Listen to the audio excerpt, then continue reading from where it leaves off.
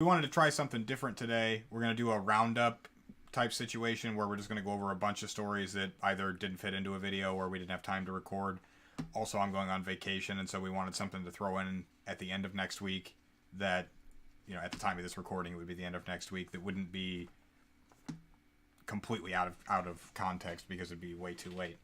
So, we're going to run through a bunch of stories here and respond quickly. The first one, you can give us the information for there, Mike. It's about the pig brains. Yes, from Vox, scientists kept some pig brains alive hours after death. First, they took some pigs that were slated for slaughtering for food and left them to sit for 4 hours after their death. Then they hooked up machines to their brains and ran the machines for 6 hours.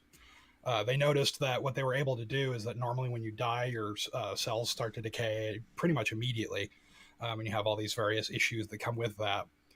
This method showed that they were actually able to get those cells to work in a situation where we previously didn't think they could. Now, specifically, they didn't have any communication between the neurons, so they don't think there was any consciousness, but there was activity in the cells. So they were able to demonstrate that the brain matter didn't decay as rapidly or as severely as previously thought. Before this, they thought maybe 12 minutes without oxygen, and then after that, there's no coming back. Now, with this process, they think that two big things. One, it allows them to study brain functions with real active brains in situations that you can't ethically do right now because of, ethics considering living creatures and things. But then secondly, I could foresee this technology being used for patients, who had hypothermia or drowned in a lake or what have you, where they could preserve your brain tissue until they could resuscitate you, which would mean, fewer incidences of brain damage and things like that. So there was one ethicist where his first reaction was, holy shit. And he goes on to talk about how revolutionary this is because right now our definition of death is dependent on that cell damage in that first 12 minutes. So we might have to actually reconsider what it means to be dead now. Interesting. So, just a real quick response. I don't care about this whether death has occurred or not. If we can bring people back, it means that they're not dead. And for me, death is the void. It's the oblivion. So there isn't a circumstance where you just want to say fuck it. Like, no, I don't want this awesome technology that could save me from death because there might be some moral gray areas if you look at things through a Judeo-Christian lens. Fuck that. And even if there is, wouldn't that technically mean your spirit is already in the afterlife and the body is just this animated version of you? And do you really care? Well, I fell asleep. Sorry. Yeah, and I hardly think that what we're talking about here is like the black ball from the urn, if you're familiar with that reference. I think that it sounds like it's just a step toward being able to have a little bit more leeway for medical professionals to save people in the future. Well, not only that, but also, like I said, it opens up this whole other window of research where we might get a better understanding of how the brain works, and therefore better mental health, better medicines, better et cetera, et cetera. So, yep. All right. Well, let's careen forward.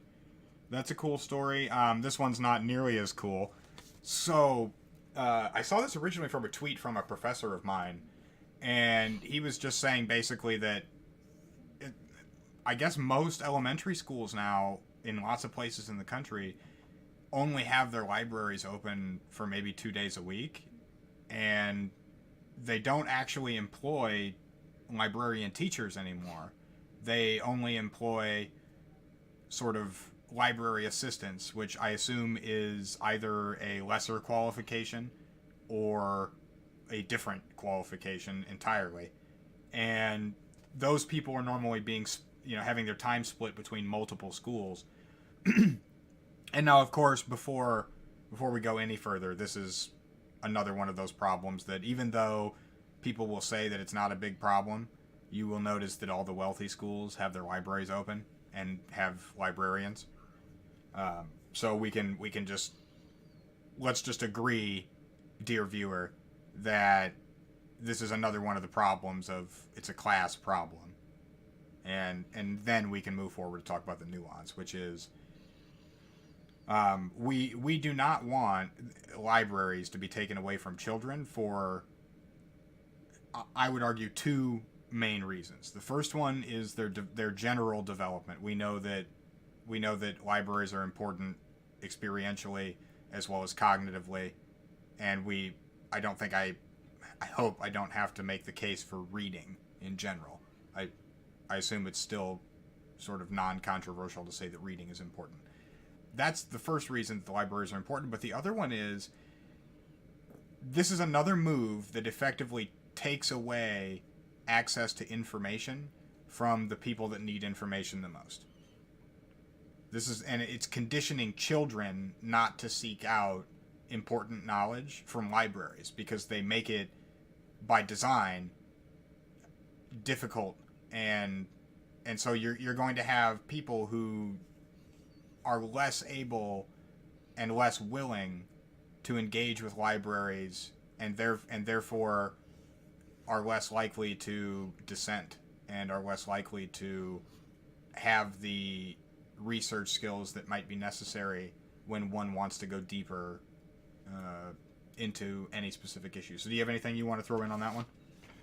Only that in my brief stint in the education classes in college, basically just again and again and again, all the research is reading is good, and the best access for reading is libraries, especially for the underprivileged and poor.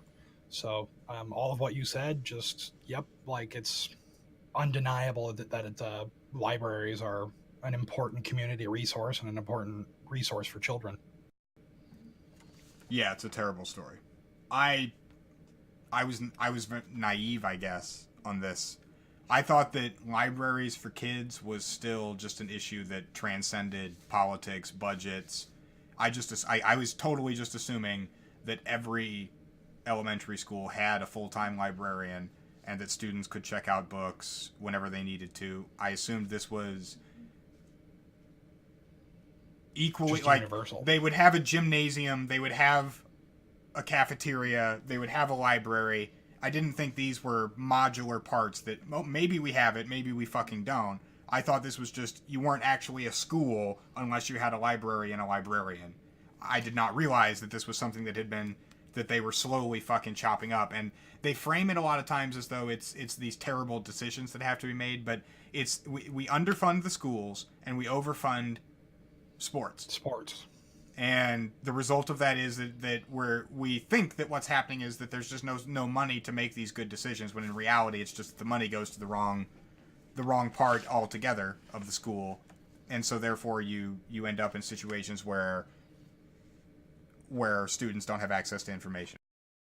So Rick Scott, a douchebag of the highest order, tier 1 douchebag, tweeted the following: "What's next? Will we have to register sharp knives? Maybe AOC will make us register every time we buy meat as part of her Green New Deal. The Democrats are officially the Bernie Sanders party. They want America to be less prosperous and less free." This in response, I believe, to proposed gun reform. Doesn't matter. AOC responds that a sitting U.S. senator can say something lacking so much critical thinking and honesty is embarrassing to the institution. If you were a female candidate, maybe you'd be called unlikable, crazy, or uninformed. But since you're not, this inadequacy is accepted as normal. I just think she continues to just be fucking awesome. And drop the mic. And this critique it does not get more accurate than that.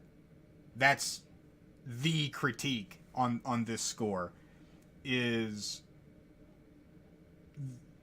our whole representative government, for the most part, all these old white men, they exist as part of like a super class that is beyond reproach for basic issues that in any other situation you would just get lambasted for. Watch any of these hearings that they have, and these fucking dinosaurs they barely know where they are.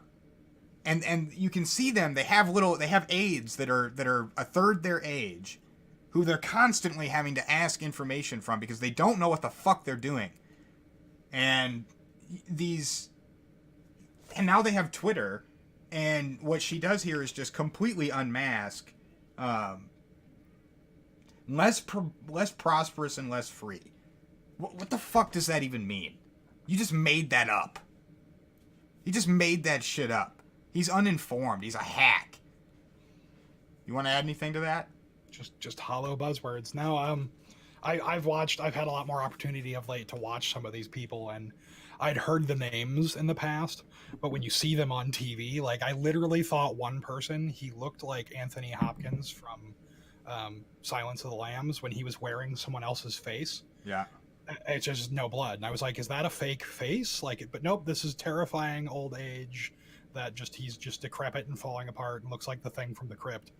And he's the one that's responsible for policy decisions, like this guy who, and then they use these hollow buzzwords, more freedom, more prosperity. Well, like, please define. Citation needed. Yep, citation needed. And I don't care if somebody is old. That's not the point. I'm saying that only one of two things can be true. Either these people are incompetent and unintelligent and lacking in the forward-thinking, critical thinking skills that are required of the job, and so they should be replaced. Or they're just too old and they're not capable of doing the job.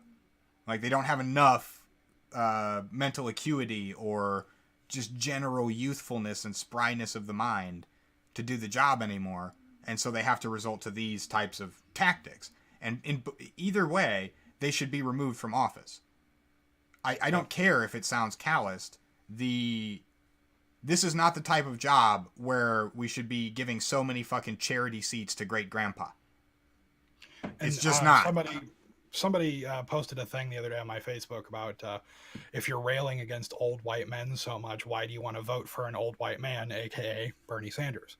It's because so far he's done nothing but prove repeatedly he's got it where it counts. He's got his brain and his thinking together. He has that critical aspect of actually being able to think through problems, which a lot of these older white dudes just don't have. Yeah, and I mean, I'm down with, we could come up with a different term for what these folks are, because there are some old white women too that are just as bad. But in general, it's not an issue with I don't like you because you're old. It's an issue of your policy sucks and you're obviously not up to the task anymore. You're a dinosaur, and it's showing because you're not making rational arguments that would stand up in an undergrad ethics classroom, an undergrad philosophy classroom. You get fucking laughed out of the room with that stupid shit. It's not good enough. You're too fucking old and stupid. It doesn't have. I don't care if somebody's 105, if their policy is good and they make cogent arguments. But if the best that you can do is they want to make us less prosperous and free, if that's your fucking argument, then get the fuck out. Stand aside.